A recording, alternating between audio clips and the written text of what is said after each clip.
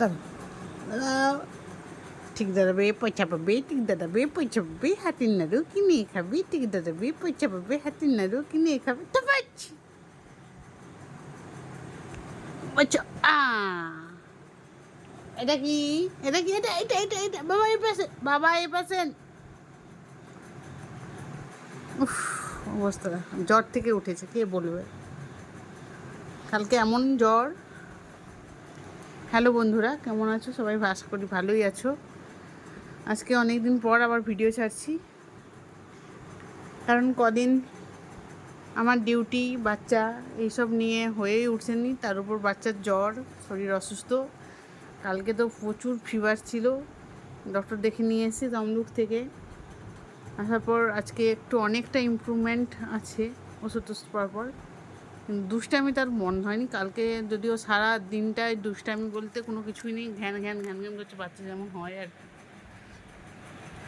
আজকে দেখো দুষ্টামিটা দেখো চলছে বিকেল থেকে। সকালবেলাও এরকম ঘ্যান ঘ্যানা নিয়ে একটা ভাব ছিল, বিকেল থেকে অনেকটা ইমপ্রুভ হয়েছে। জানি না, আশা করছি ঠিকঠাকই থাকবে।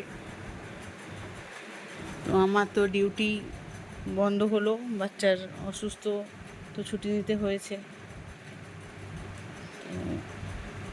আবার নাইট করতেই হবে, তো কি হবে আবার জানি না। নাইট হলেই বেশি বাচ্চা অসুস্থ হয়ে যায়, বেশি মাকে পায় না কাছে সারা রাতে।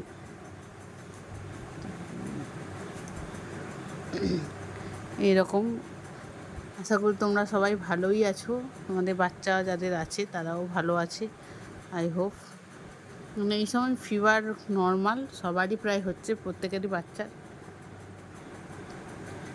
ধরবে, দুষ্টামির তো শেষ নেই, ধরবে। ওকে খাওয়ানো হয়েছে, খাইয়ে অনেক কষ্টে খাওয়ানো হয়েছে, কারণ কাল থেকে সেরকম কিছুই খাচ্ছিল না। তো আজকে যা হোক অনেক কষ্টে একটু খাওয়ানো হয়েছে, নাহলে দুর্বল হয়ে যাবে, হসপিটাল পোর্ট করতে হবে, এইসব ভাবনা চিন্তাও আসছিল মাথায়। খাওয়ার পরে যে দুষ্টামি, এবার 11টা বাজতে যায়, যদিও ঘুম পাড়ানোর টাইম হয়েছে, ঘুমানোর, ঘুমিয়ে দেব।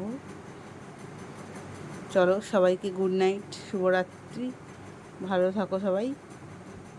আর সবার বাচ্চার কেয়ার রাখো, কারণ এই ওয়েদারটা সবারই, বাচ্চা যাদের আছে খুবই অসুস্থ হওয়ার চান্স বেশি আছে।